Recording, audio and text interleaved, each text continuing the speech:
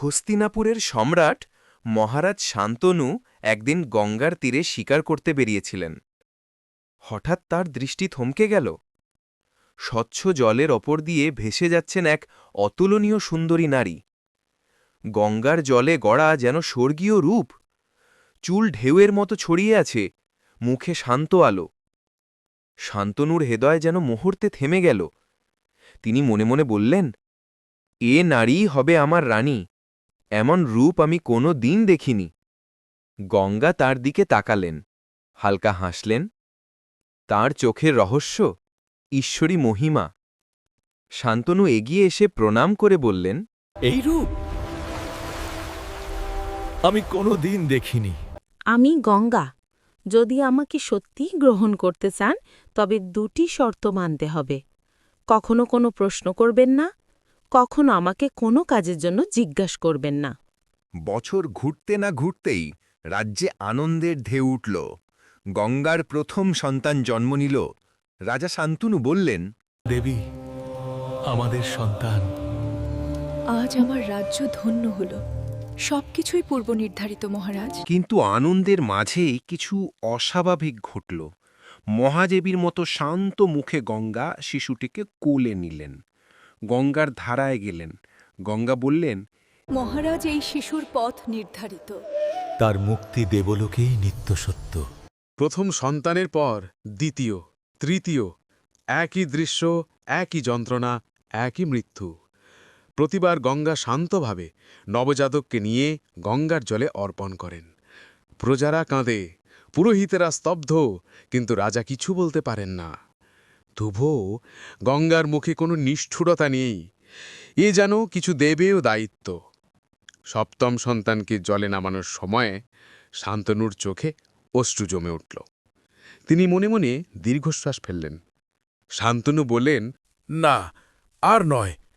তুমি কেন আমার সন্তানদের হত্যা করছ? আজ আমি নীরব থাকতে পারব না। গঙ্গা থমকে দাঁড়ালেন, হাসলেন, যেন এটাই প্রত্যাশিত ছিল। গঙ্গা বললেন, রাজন, তুমি শর্ত ভঙ্গ করলে, তাই এবার আমি তোমাকে ছেড়ে যাব। কিন্তু যাওয়ার আগে সত্যটা জেনে নাও।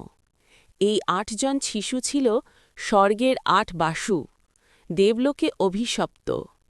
ঋষি বশিষ্ঠের ক্রোধে তারা মানব জন্মে অবতীর্ণ হয়েছিল। তারা আমাকে প্রার্থনা করেছিল যেন পৃথিবীতে ভোগ শেষ করেই পরিজগতের মুক্তি পায়। আমি তাই ৭ জনকে মুক্তি দিলাম। কিন্তু অষ্টম সন্তান, এই সন্তান দেহে জন্মেলেও অভিশপ্ত নয়। এ বালক হবে মহাপরাক্রমশালী। স্বয়ং দেবলোকে এ জন্ম নিয়েছে পৃথিবীতে এক মহাকর্ম সম্পাদনের জন্য। এই বালকই ভবিষ্যতে মহাভারতের হৃদয় হবে। তার নাম ভীষ্ম, দেবব্রত। আমি তাকে লালন করব, শিক্ষা দেব, শক্তি ও জ্ঞান দান করব।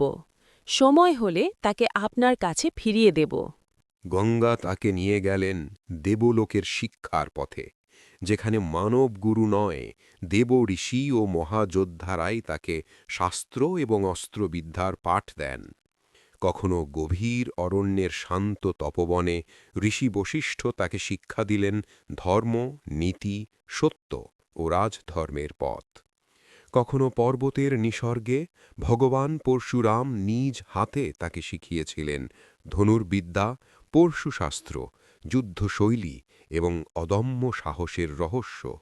আবার কখনো গুরু অশ্বত্থামান তাকে যুদ্ধক্ষেত্রের শৃঙ্খলা, বীরত্ব ও কৌশল শিখিয়েছিলেন, যা এক যোদ্ধাকে অনন্য উচ্চতায় নিয়ে যায়। গঙ্গা নিজেই ছিলেন দেবব্রতের প্রথম গুরু। তিনি শিখিয়েছিলেন শ্বাসের মধ্যে নদীর মতন শান্তি, চোখের মধ্যে সত্যের দীপ্তি এবং হৃদয়ে অনর ব্রহ্মচর্যের শপথ রক্ষা করার শক্তি। বছরের পর বছর ধরে দেবব্রত হয়ে উঠলেন অপরাজেয় বীর, সত্যব্রতী, মহাধর্মপরায়ণ, যার প্রতিভা। গুরুগৃহের কঠোর শিক্ষাপর্ব সমাপ্ত হলে একদিন গঙ্গা নদীর উপর ভাসমান আলোর সিঁড়ি ধরে দেবব্রতকে নিয়ে আসলেন পৃথিবীতে, ঠিক সেই জায়গায় যেখানে একদিন তিনি শান্তনুকে প্রতিশ্রুতি দিয়েছিলেন। সকালের স্বর্ণাভ আলোয় গঙ্গা শিশির ভেজা বাতাসে ফিসফিলিস করে বললেন, রাজন, আমি আমার প্রতিশ্রুতি রক্ষা করলাম। যে সন্তানকে দেবলোকে জন্ম দিয়ে পৃথিবীতে এনেছিলাম, আজ সে প্রস্তুত ধর্মরক্ষা, রাজ্য রক্ষা এবং মহাকালকে পথ দেখানোর জন্য। শান্তনুর চোখ ভিজে উঠল বিস্ময়, গর্ব ও অপরিমেয় সুখে। দেবব্রত তার পায়ের কাছে মাথা নত করতেই মহানন্দে কেঁপে উঠল রাজসমূহ। এইভাবেই দেবব্রত, যিনি পরে সারা পৃথিবী চিনল ভীষ্ম নামে, তাঁর শিক্ষা সম্পন্ন করে গঙ্গার আশীর্বাদ ও দেবত্বের আলো নিয়ে ফিরে এলেন পিতার রাজ্যে।